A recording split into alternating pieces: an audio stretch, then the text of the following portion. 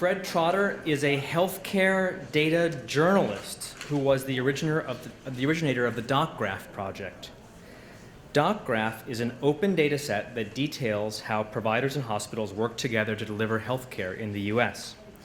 Fred has been working in open data and software solutions health IT for years and is a recognized leader in the design and implementation of EHR systems. Fred's background is in information security and health IT, with a special focus on the ways that healthcare technology can be used to improve the patient experience and save lives. In this role, he spent considerable time working in the patient safety community and also in patient engagement. Fred, I think healthcare data journalist doesn't seem to tell the full story.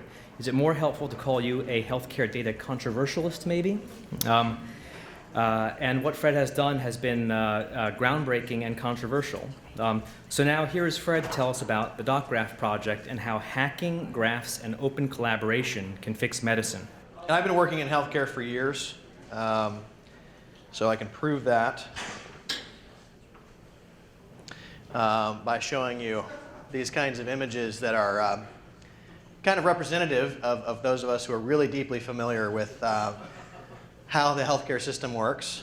I really think this is probably all those nice things he was saying about me and my expertise. The fact that I know that this is true really is what qualifies me to be up here speaking, is that I understand that that's a really great metaphor for how healthcare works.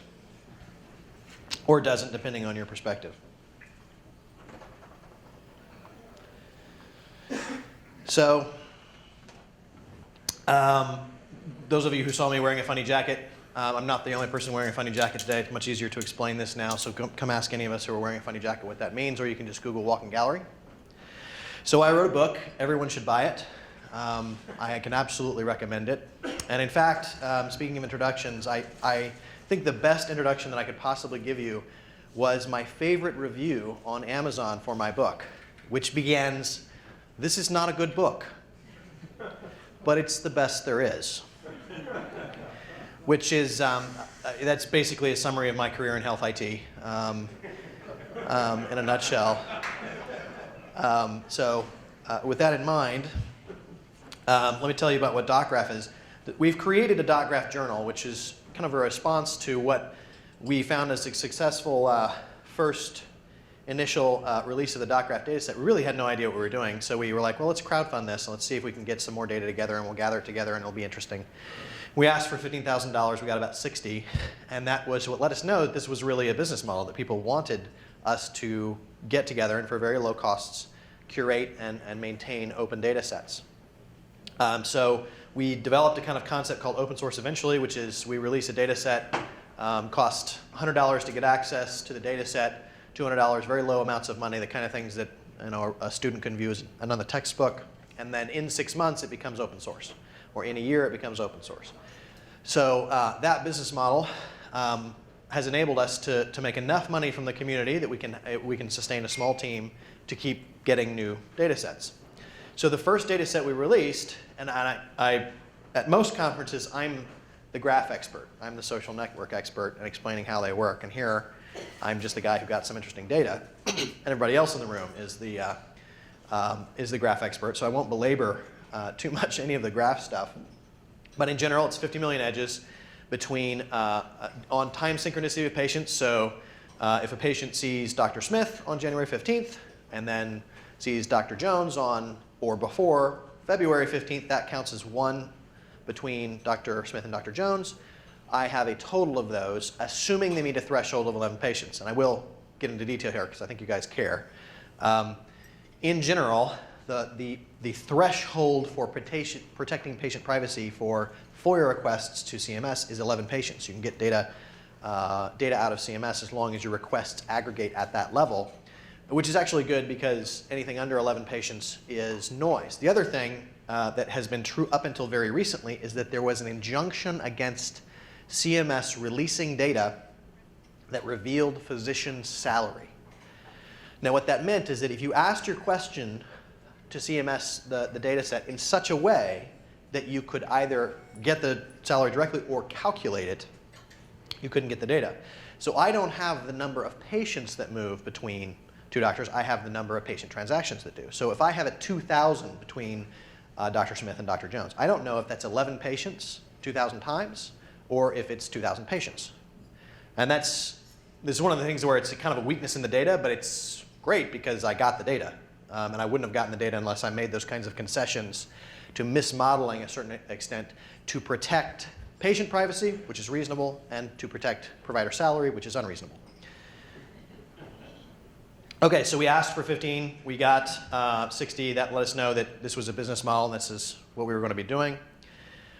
So we realized we should keep doing this, that maybe we could really change things if we started creating a project that was intended to be like Linux. In the beginning, Linux wasn't that amazing, but it was cheap and it was free and it was good for some things. And then as it got better and better and better, it became the standard way of doing things and essentially drove out all the other unices from the market. In the same way, what I would like to see is that DocGraph, this data set, becomes the de facto way of describing the data, right? Which is to say, not competing on, for instance, with Activate Networks or Cyrus, or we have a separate company which does analysis of these networks and tries to provide value on top of that, but just to treat the data as a shared resource, a shared open source data resource that we were all collaborating on, we were all improving, and by doing that, by collaborating around these data sets as an open source project, we could really make a difference and change things by giving data scientists from everywhere access, right? So it's just, let's open up, let's collaborate, let's see what happens.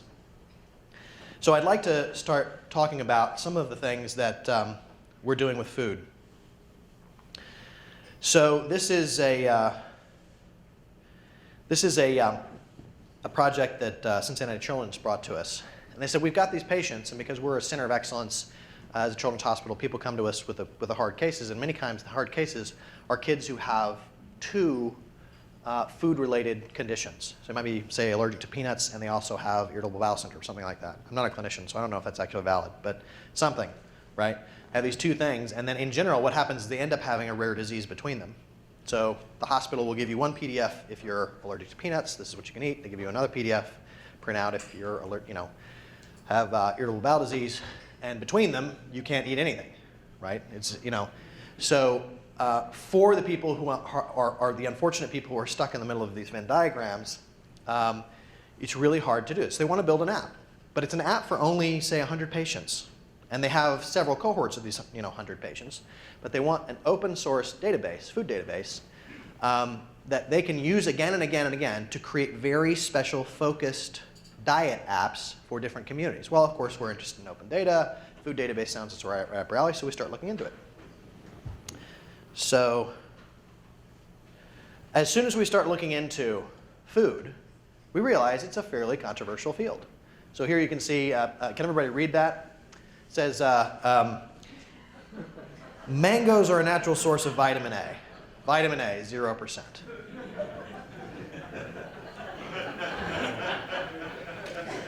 Everybody likes that one.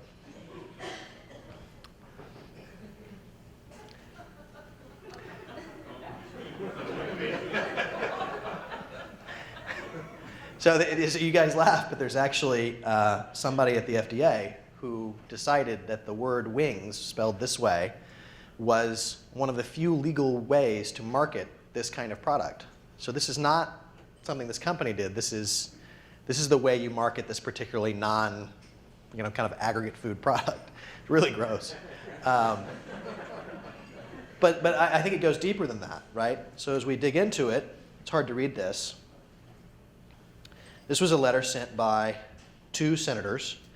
And it was sent to the FDA to reject a note created by the WHO. And what the WHO had come out with is something saying that only 10% of your daily caloric intake should come from sugar. This is relatively reasonable standards for diet.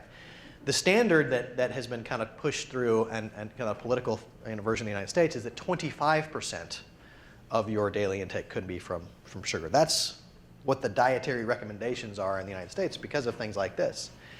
And notice this ends up being very much like the whole climate change denier stuff, where you've got this contingent of politically motivated people who are paid by an industry in Washington to say things like there is sufficient reason to believe that the findings and recommendations of this report have not withstood the rigorous scientific review appropriate to the normal standards of these distinguished international institutions. And I was paid to say that, is what it should follow, right? But it doesn't. So, as we got into it, we realized this was pretty complicated. My view of how you model something like this is like this, right? You've got a UPC code, which is what Cincinnati chose. What you do is build an app that you go into the grocery store, you scan it, and it's like, this is either on my diet or it's not on my diet, right? Simple, no problem. So what you need to do that is a database of mapping UPC codes to their ingredient lists and nutrition labels and everything else that's on the back of the thing, and maybe a picture of the product, something like that. It's very simple, right? Simple database. But as we got into it, we realized that was oversimplistic. And this is a much better model.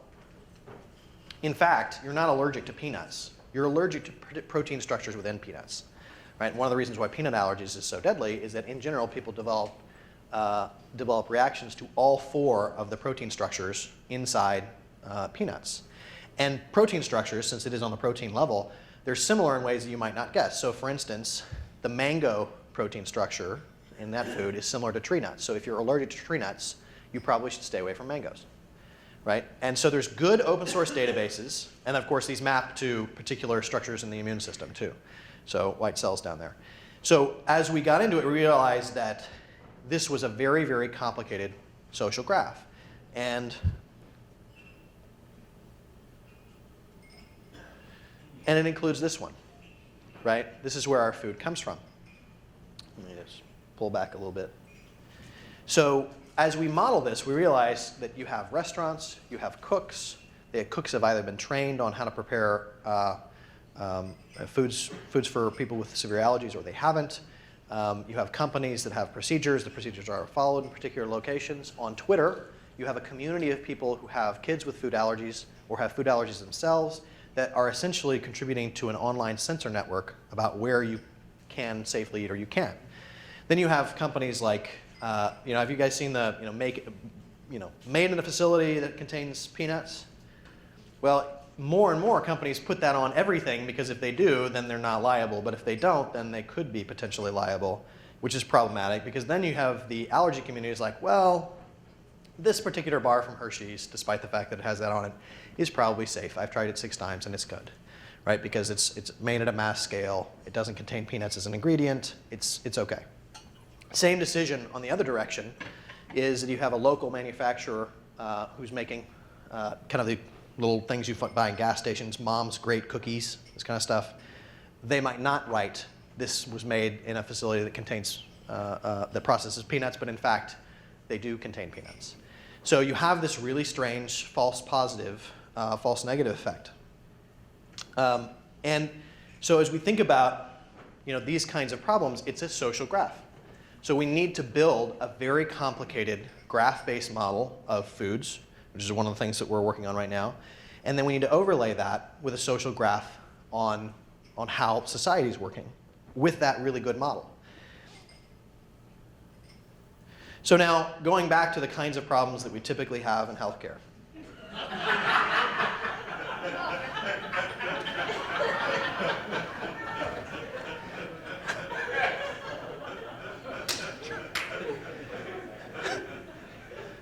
Everybody likes that one too. So is there something we could do to fix prescriptions? Well, it turns out there is. We have done a lot of work around ProPublica with Would Be Strong because they're just such an amazing organization and wouldn't presume to say we worked with them. But as we were doing our FOIA requests, the ProPublica was doing a FOIA request on prescribing patterns.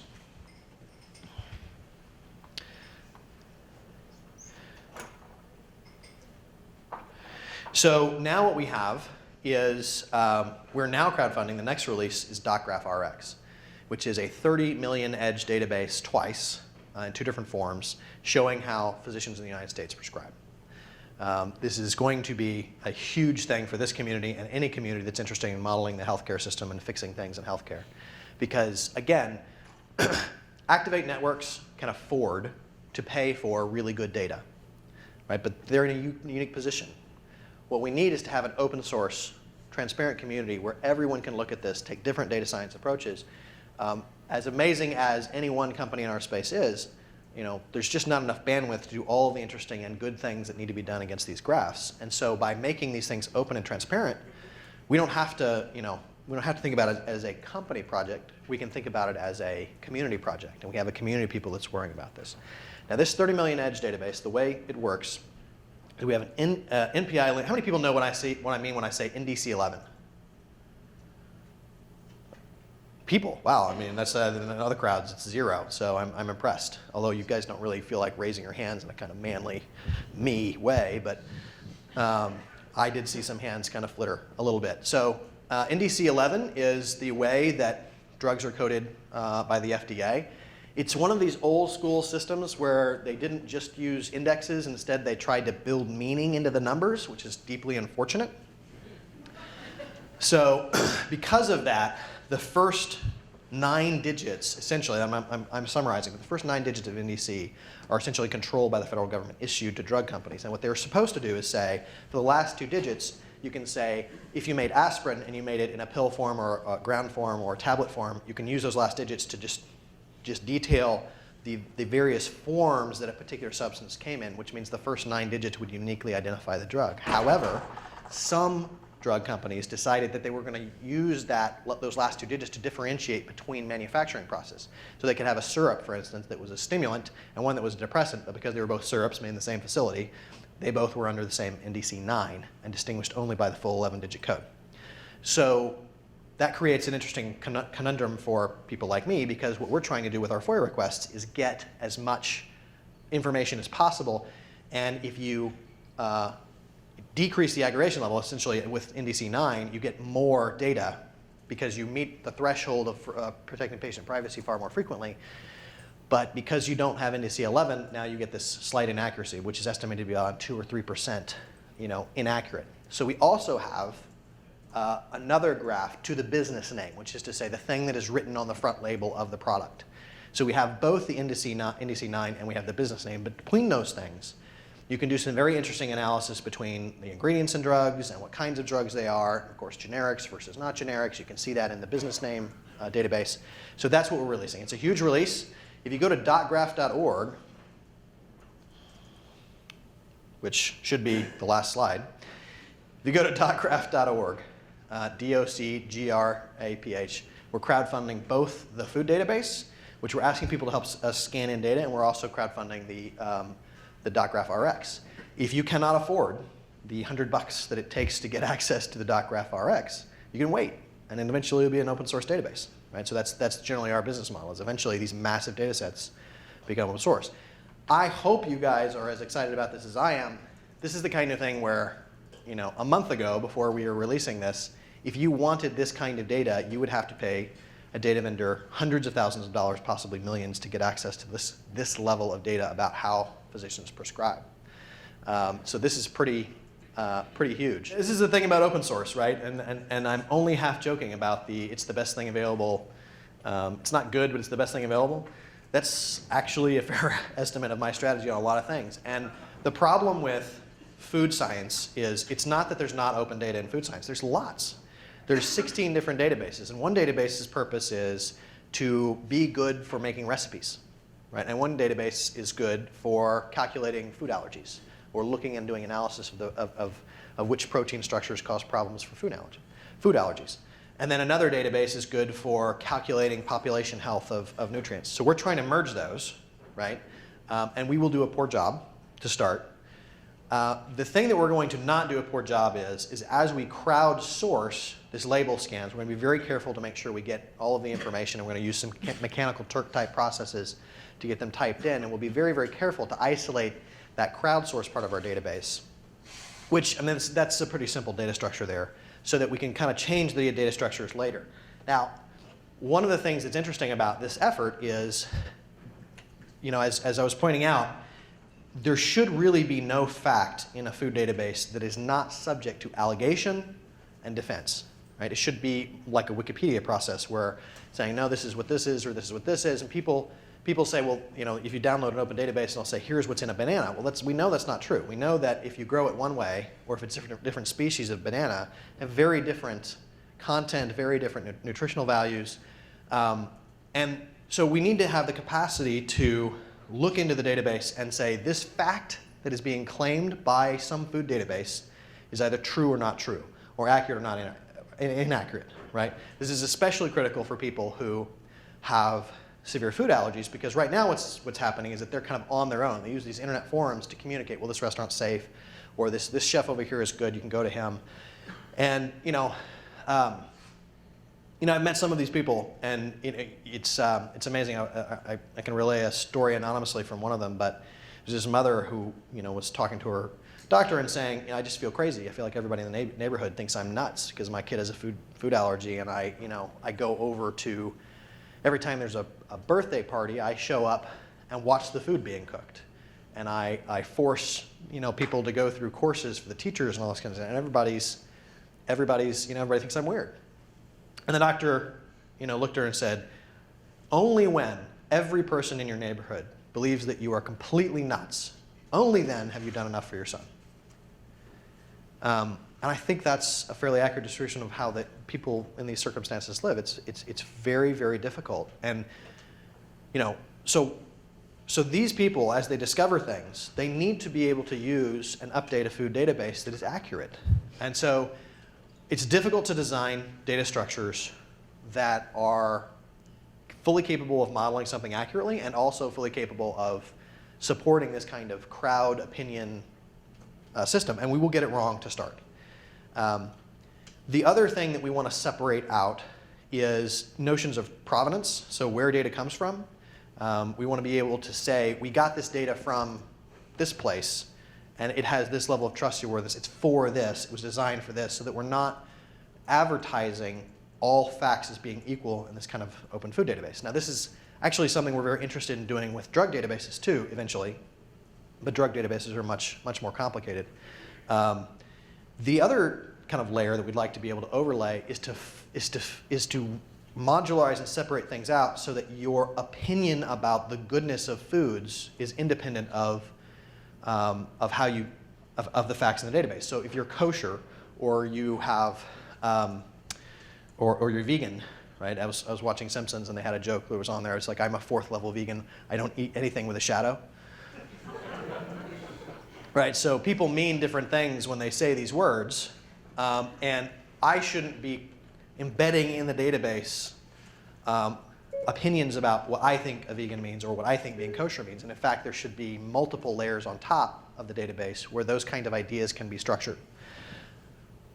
How do you filter out targeted attacks? For example, if McDonald's says, oh, all Burger King is completely not safe. So how many people are familiar with it? Did everybody hear his question?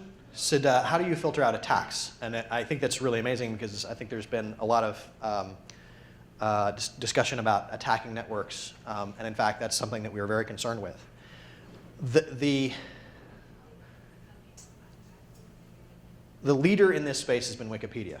Now, people believe when they think Wikipedia, it's like, oh, it's a free-for-all and everybody can edit. Well, that was true 5 years ago. That is not true today. Today, Wikipedia has fairly rigorous levels, right? And on almost everything, that question is valid for Wikipedia too. How do you, for instance, protect it from, how do you protect it from attack? And actually, the most difficult form of attack that you can have, and I've talked to a lot of people, because I'm from the open source community, so I talked to community managers. There's actually, before OSCON, which is the open source conference, there's a mini conference before that called a Community Leadership Summit, which is basically people who manage communities online and deal with problems like this. And the most difficult version of an attack on a database like this is the eloquent racist attack, right? Which is to say, if you're going to go online and comment on a YouTube video or a TED video and you're a racist, right? Then generally you can be filtered out from a programmatic standpoint because you use all these curse strings and you say inappropriate things, and you're using all these 4-letter words, and you can train robots to detect that and ensure that that doesn't get kind of embedded in the system, and you can protect from those attacks.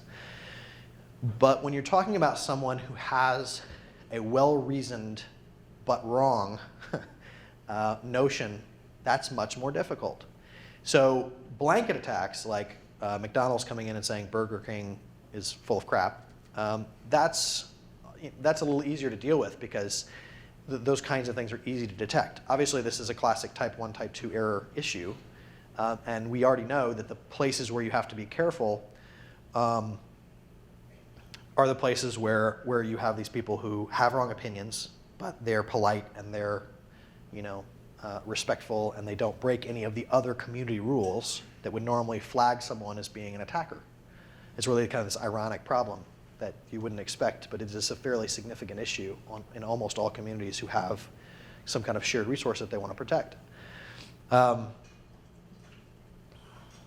I don't know how we're going to deal with that, except to say that in general, you have to build the mechanics of how you do that into the application that's over it itself. So Wikipedia, the actual engine, understands how to start making those distinctions.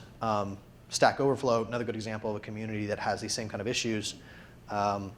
Same thing, there's mechanisms in place to start handling some of these issues. The nice thing about this is that the majority of our community will eventually be the parents of children with food allergies, who are a very conscientious group on average. And so what we'll be able to detect is super good actors, people who've contributed tremendously to the database, are constantly trying to fix things, constantly trying to do tweakers, kind of editors who have a track record of being good. And so what we will end up doing is providing those people with more power vis-a-vis people who make, well, I guess, unsubstantiated allegations. But those are the complex issues. I mean, I wasn't really kidding. I have no idea how we're going to sort these things out. But something like this really needs to exist. It's never been done. It's exactly in our sweet spot of creating a shared resource. So, so we're going to give it a shot. Database itself. So you're absolutely right. Outcomes are critical. And we plan on doing something with them, which is a prompt for something I forgot to talk about. In general, the thing that I don't have with my doctor databases right now is outcomes data. Now, outcomes are very difficult. It's a difficult space in general. The kinds of outcomes that we measure right now is, did you go back into the hospital or did you die? There's lots of ways to be disappointed with your healthcare that don't fall into those two categories. So in general, outcomes data is a challenge from a billing perspective as it is, but we don't have that, and we don't have that because of this injunction which was lifted. Now, the federal government released a RFI, which is, this is, I should say to start with, I'm very supportive of the current administration's commitment in healthcare to open data. I'm somewhat skeptical and disappointed with the NSA stuff, but that's another matter for another day. But in healthcare, they have really been committed to open data. So I'm making this criticism in the context of generally being complimentary to them. They said, we created a policy in response to a federal court injunction saying that we were not going to release any information about how doctors are paid. Now, how many people know what an ICD code or CPT code is? All right, everybody knows that, or vast majority. That's how things are described, and there's a public list showing how much you get paid for CPT codes in particular areas, which means that anything CPT code related you can't get because it transmutes so quickly into doctor's salary, right? So this injunction protecting a doctor's privacy in finances has prevented us from getting outcomes data. It's prevented us from understanding what doctors are actually doing for Medicare. It's been this huge, I promised myself I wouldn't curse on stage. It's been a problem. So anyways, so that injunction was lifted. And what the federal government said is, we created a policy in response to an injunction. The injunction has been lifted, but the policy is still in place. Now, of course, that angers me greatly, because my view is that FOIA either applies and it doesn't, and your policy is, you can put it somewhere in your anatomy. So I was very disappointed that they said that. But then they submitted comments, and they asked the community for comments about how they should release data.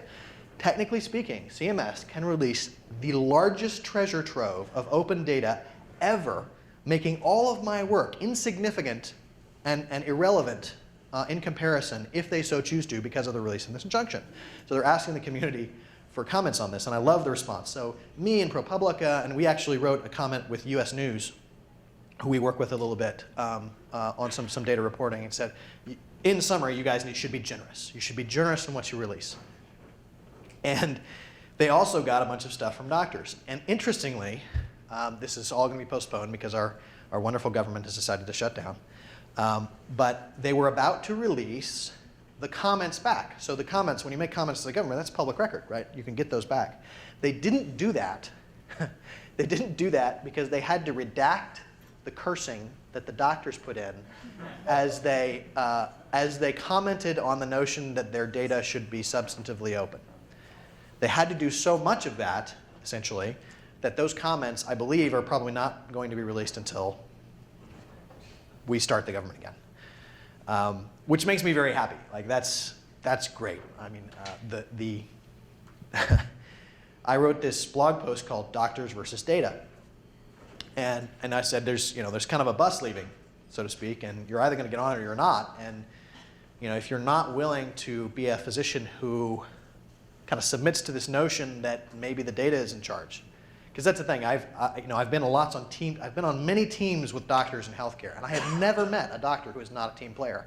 I've also never met a doctor who did not think that their notion of being a team player was that they were quarterback.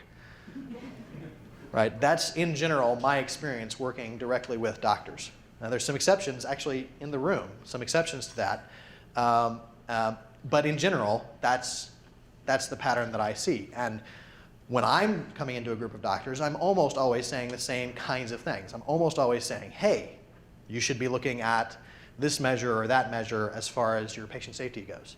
You should be paying attention to this, your data on this. And I have these, I'm the guy who used to have that conversation with a doctor that says, I say, your scores look like X, and that's below par. And they say, well, my patients are sicker. And I say, no, they aren't. I can see that because I have the data. Right? I know exactly how sick your patients are. They're no sicker than anybody else's. You're just not doing foot exams or whatever.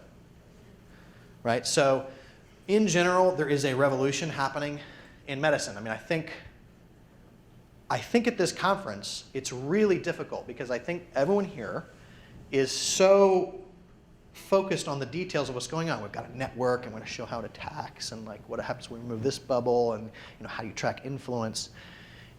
We need to take a step back for a second and say, what are we doing as a movement? What is the net effect of what we're trying to do and the kinds of things that we're thinking about these conferences?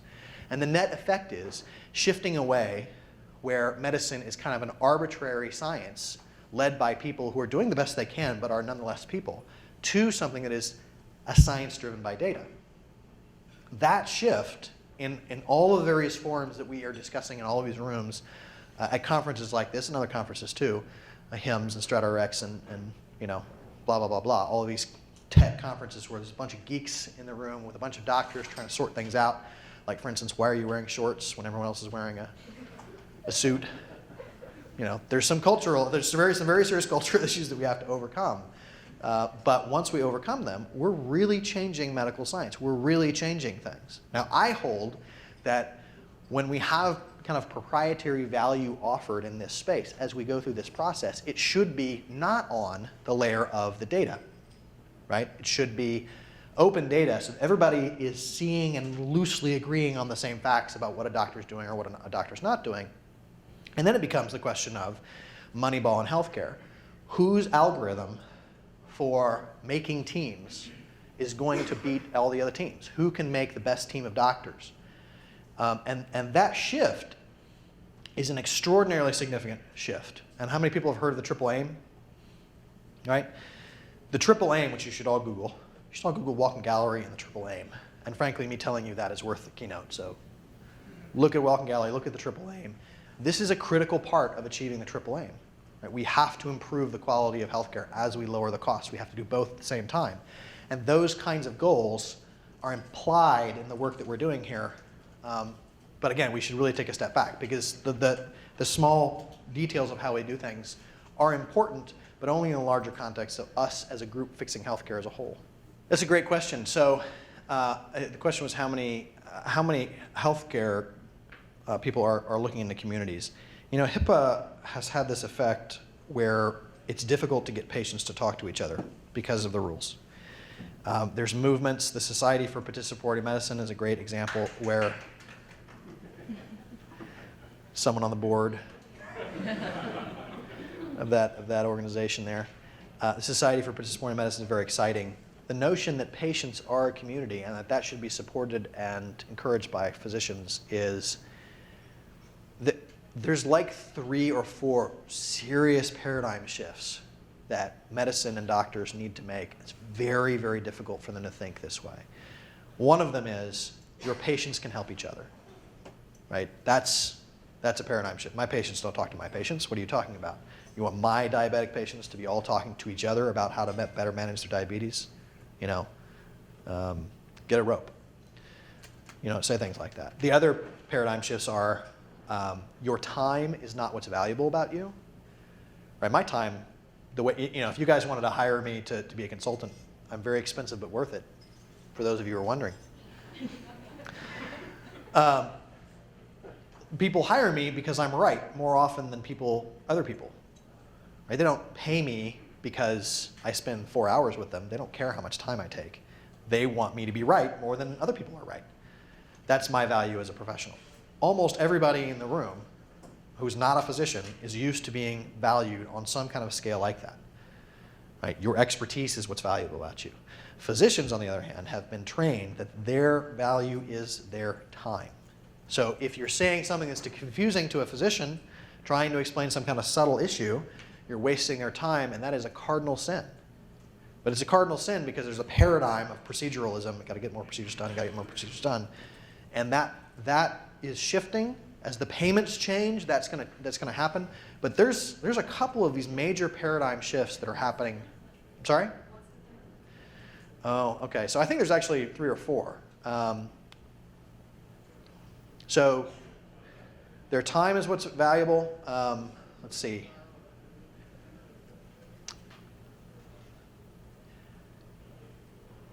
There's the data-driven thing, right? The notion that the EHR is not a replacement for the paper record. It's like, I have this paper, I've got a big wall of charts, but now it's on the computer. Yay, that's better.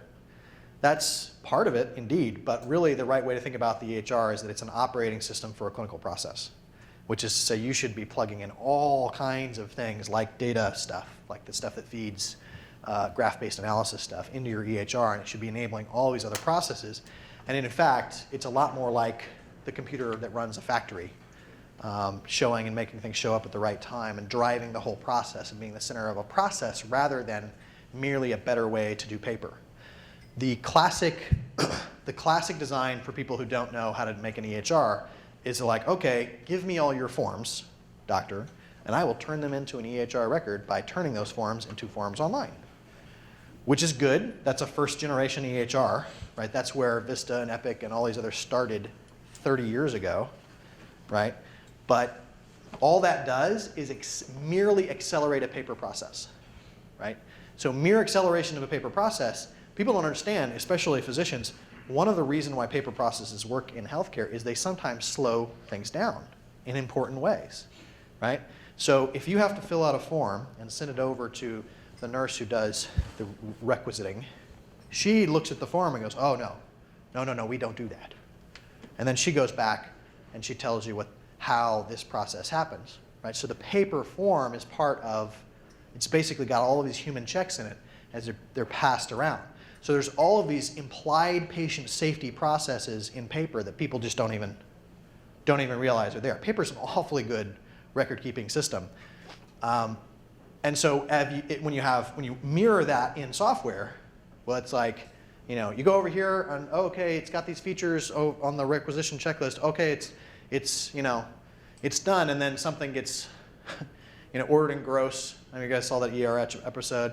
Order 12 of them, but you're ordering gross, so there's pallets of, pipettes show up or something like this. It's just crazy. So automating things is not always a good thing. So you have to understand that you're dealing with you're not just dealing with the digital, a translation to digital. That's not what's happening. So that's a huge paradigm shift. I actually, and I'm gonna, credit Danny, who's in the crowd, who's the person who's the founder. The classic notion of a physician is that they are, there is what was the term you used in your interview? I thought it was just brilliant. There's a differential, there's an information asymmetry between physicians and patients. For a substantial part, the internet takes that away. Right? If I want to know everything there is to know about the liver, and I'm willing to surf for long enough, I can find everything. It's all out there. So this information asymmetry is over, right? It's really not facts that a physician holds that has the value. It's the context for the facts. And that's a slight difference that I don't think people are understanding. So these are a couple of paradigm shifts I see. Any other questions? I'm going to do one more because I'm out of time and I know you want to go to lunch. I'll take that as a sign. So thank you very much.